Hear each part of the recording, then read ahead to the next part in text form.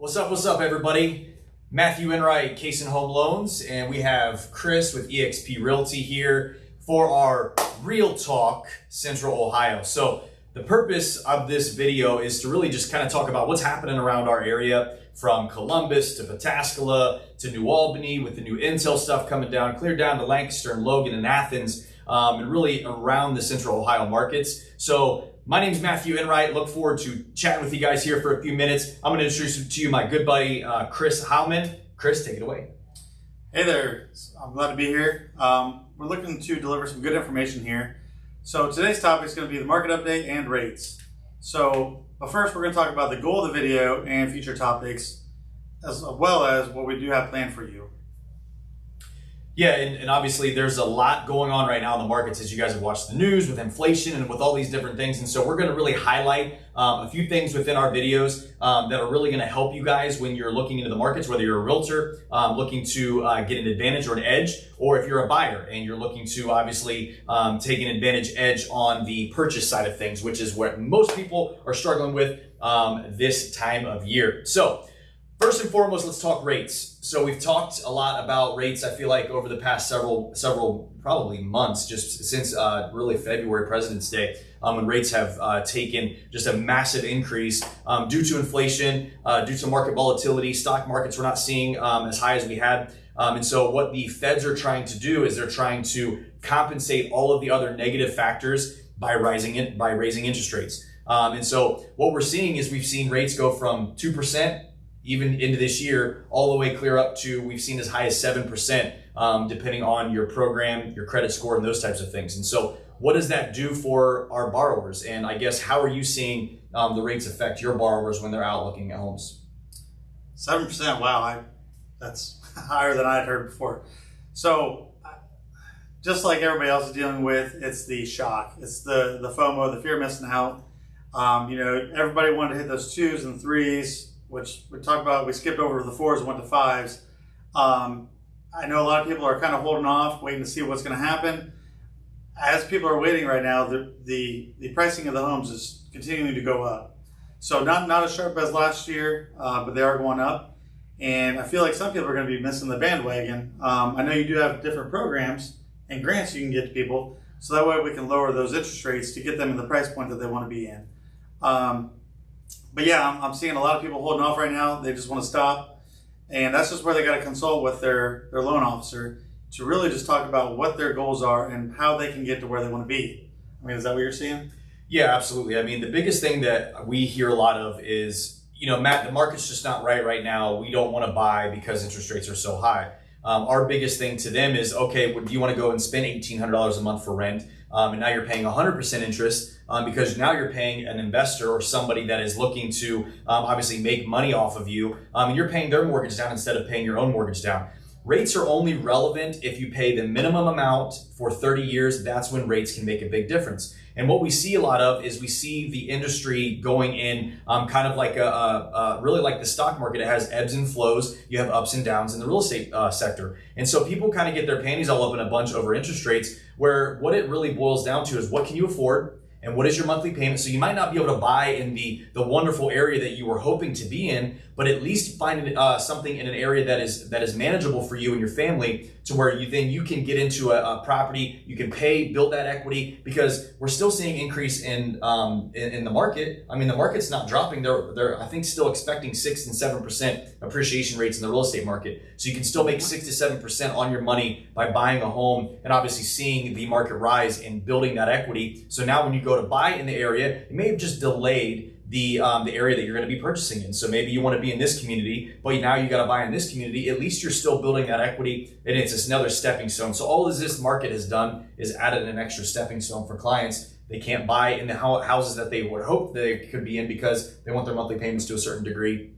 Now they have to buy in maybe a slightly lower area, which is okay. As long as it's safe for you and your family, at least you're building that equity. You're not throwing away tens of thousands. It's funny because I had a conversation with a client. He was like, man, I'm ready to start purchasing. I've been renting for the past 10 years. We figured it up. He had paid over $140,000 in rent over the past 10 years, from what he started paying rent to where he was at now. 10 years of time, $140,000 gone out the window. Now, we did have a place to live, which is great, But just imagine what he would have accomplished if he would have been able to put some of that money into purchasing his own home back then. Well, you talk about equity, and I think nationwide, on average, last year, the average homeowner gained $64,000 in equity. So, I mean, you want to explain to them how you get the equity? Yeah, I mean, so equity is utilized multiple ways. And so the real estate market, from even a homeowner's perspective, can be one of the greatest assets and one of the greatest investments that you can make. And you hear a lot of people saying, okay, pay down your mortgage, do this and that. It really just depends on what type of financial person you are and what your risk layers are. But from an equity standpoint, if you're seeing a rise in equity, which we have people 2 years ago that have $50,000, $60,000, $70,000 worth of equity in their homes that they're now being able to tap into. You can do that through, the form of a home equity line of credit or a HELOC. You can do it in the form of a cash out refinance. There's one client that we're currently working with right now. He has about $70,000 worth of equity and he has about $100,000 worth of debt. So we're increasing his mortgage payment by $600 a month, but we're paying off almost $4,000 a month worth of debt. So he is going to the positive almost $3,000 or a little over $3,000 a month positive cash flow, because he's using the equity from his home to be able to cover some debts that he's had over the past couple of years, because he was going through school, his wife is going through school, now they both have their degrees, but they also are carrying a massive amount of debt. So that's one advantage of owning a home rather renting, is you can tap into that equity and use it to consolidate bills, pay things off, etc., and put yourself in a much better financial position. Or on the flip side, use that money to buy an investment property to then start cash flowing and looking for retirement in the near future. Some great advice. So interest rates are only relevant if you plan on living there for 30 years and you plan on never refinancing and you plan on never tapping into the equity, which the statistic is every 5 to 7 years, homeowners will either tap into the equity of their home, move, sell, refinance, something along those lines. So what we're looking at is the next 5 to 7 years. Let's put you in a program that's going to benefit you there. And if there's something that's advantageous to you, take advantage of that, because ultimately you're going to end up refinancing anyways. Well, talk about refinance real quick. I mean, how strenuous is the process? I mean, do you have to give you all the documents again? Do you have to go through this whole thing? Do you have to get an appraisal? Like what approximate overall picture are people looking at if they want to refinance? Because say they walk in the door today and they get an interest rate of 6%, and then next year the rates drop down to 4%, they want to take advantage of that. What's it looking like? Yeah, so there's two different types of refinances. You have cash out refinances and you have rate and term refinances. Or another term could be streamlined refinance. And that's where you're basically just lowering the rate and term. So if you don't have any interest in tapping into your equity, you just do a streamline or a rate and term refinance, which is basically lowering the term of your payment, which we've seen over the past couple of years. We saw a lot of rate and terms. We had people in the 5, 6, 7% range that refinanced into 1, 2, and 3% interest rates, which lowered their monthly payments by hundreds of dollars a month. So it saved them on their monthly mortgage payment, which either allowed them to lower their term or lower their rate, or both. And so it kind of depends on which direction the clients would want to go. Then you have the cash out refinance, which is what we just discussed, and it's tapping into the cash of your home. And that is usually, they are going to require an appraisal to determine the new value of your home, but you can access that equity, use that cash for home improvements, use that cash to consolidate debt, use it for investment purposes. They don't care what you use it for. It's cash that you can use for whatever you want. Awesome. So let's move on from rates. Rates are obviously a big topic, but let's talk a little bit more about inspections. Let's talk more on the real estate side. Where are you seeing, now that we've kind of seen a shift, because it's been a seller's market for the past several years, we're starting to see a shift a little bit more into a buyer's market. I know we've had several clients that have been able to offer a little bit lower than asking price, or at least at asking price, whereas before it seems like every offer was $10,000, $15,000, $20,000 over just to be competitive. Tell me a little bit about what you're seeing from, waiving inspections that we used to be able to utilize, appraisal gap coverage, offer price. I guess kind of tell me where the buyers are at, where the sellers are at, and what's the mentality moving forward. Yeah, so my team and I, we show lots of houses every week. What we're still seeing is it really just depends on the house. It depends on, has the seller done a lot of work? Have they prepped it? Have they beautified it, cleaned it, and got it show ready to list on the market? You have people wanting to sell to relocate. You have people wanting to sell because of bad situations such as divorce, and other, extenuating circumstances. You have homes that are in wills and trusts. They're left to an estate, so it's like an estate sale. It really just depends on the house and its location and really the market. So here, what we're seeing is with the inspections, you can get away with having an inspection on some of them. Some you cannot. We're still seeing, I have a client that we've written, I don't know, probably 18 offers in the last couple months, and he's trying to waive inspections and remedies. We still haven't been able to get him a house, and that really just comes down to the price and the terms. So if the house is really sought after and there's lots of showings, then you may not be able to get away with no inspections. But as we've been seeing here recently in the last couple of weeks, is a lot of price declines. So if a house is taking a price reduction or a price improvement, however you want to label it, you might be more apt to be able to do an inspection on those kind of homes. Whereas the seller, they might have priced it at the top of where the threshold where it needs to be, and then as they brought it down, kind of you could look for some of those homes to write an offer on. Let's say like a diamond in the rough, or the one that not everybody wants because it's not in the prime location. Still a great home. Still, it's going to serve your family well. It's just you might have better odds with getting what you want out of the process. So it's still kind of a mix-up with inventory. The recent statistic I have here is we're actually 2% down on home sales. So it's not as hot of a market, not as many people are deciding to sell, because once you sell, you're going to reinvest that money into another house. And some people just don't see the benefit of the trade-off. So it really comes down to what you were looking for in this market and what you want out of the house. Whether it's going to be worth to go through the hassle of no inspections. Do you want to take that risk? Are you relocating for school, work, what have you? But as inventory does increase, we're actually seeing an increase. We have, I think the NAR, or the Columbus Realtors, actually is a month or two behind on the statistics because they have to compile all the data once it's closed, which is usually 30, 45 days out. So right now we were at a 0.8 of a month of inventory. So if you calculate all the homes in the Columbus market, we're gonna, 3/4 of a month we can last on inventory if nobody else lists their house right now.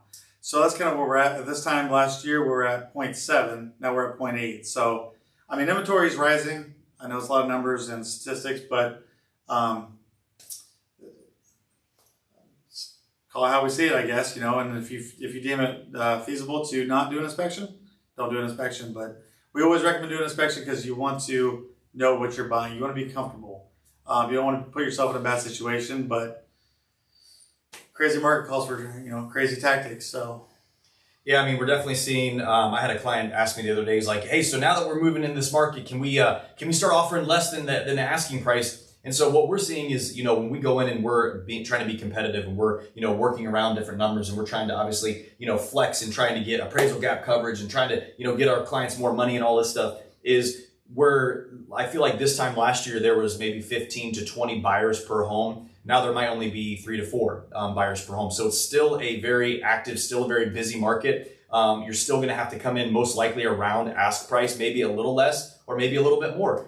We had a client that offered $2,000 over asking price last week and didn't get it. And they thought that was an aggressive offer. It had been on the market for a little over a week, but they had 3 offers and ours was second. And so long and short, there's still an aggressive market. You still have active buyers. You still have buyers coming in daily. It's just a matter of payment numbers. People are becoming more payment conscious as the industry starts to tighten with raising gas prices, raising inflation. Grocery store, we used to go to the grocery store for our family for $200 a week. It's now $400 a week, and so gas prices are changing. So as clients are really individuals, and us as consumers are starting to see that crunch on prices, they're also going to think about that when it comes to their house, because they're like, well, now my budget was $1,500 a month for a home. Now it might be $1,300 a month for a home. So that lowers the amount of home that they can obviously purchase. So it's really just being mindful of that and really getting with a good expert, a good advisor that can really sit down and look at your income, look at your numbers, and make sure that you're not putting yourself in a position where it's going to be a financial disaster in the future. So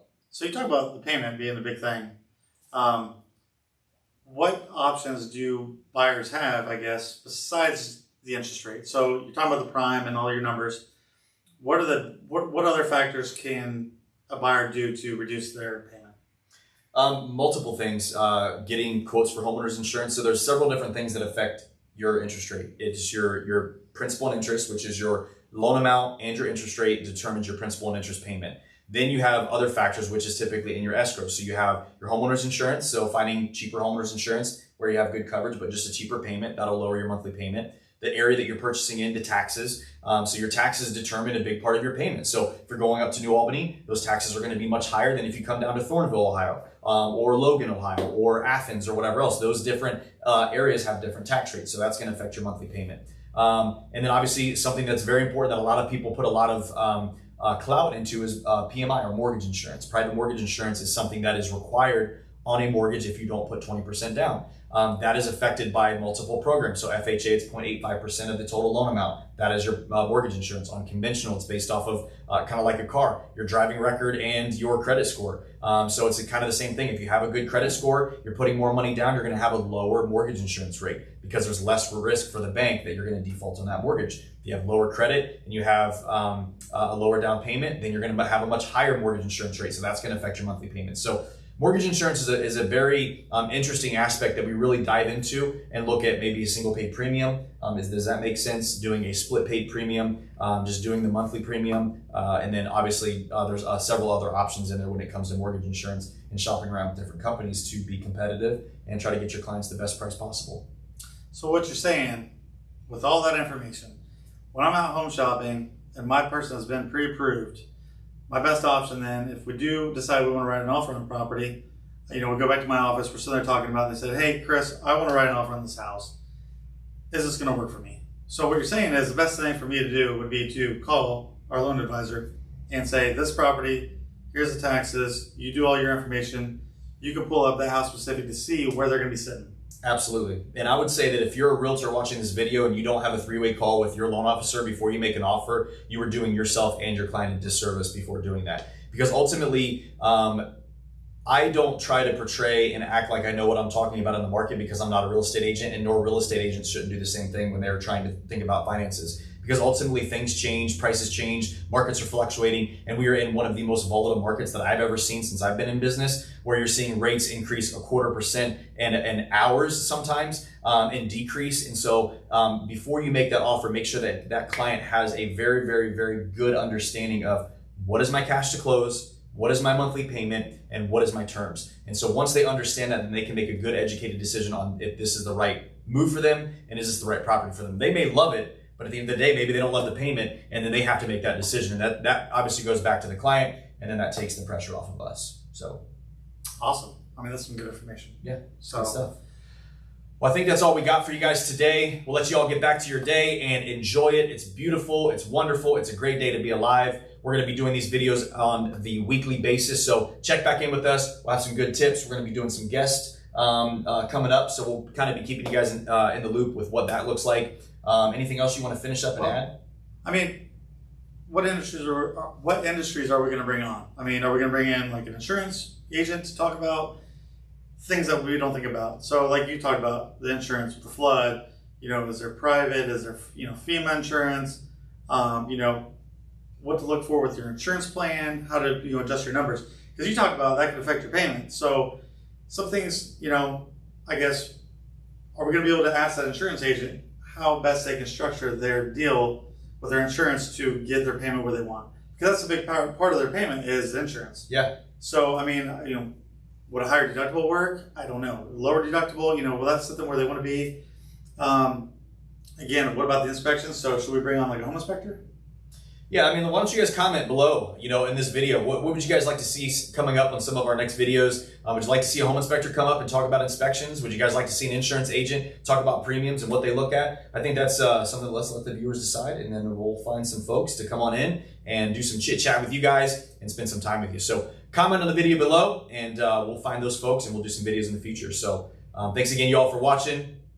Chris? Have a good day. Peace out, y'all.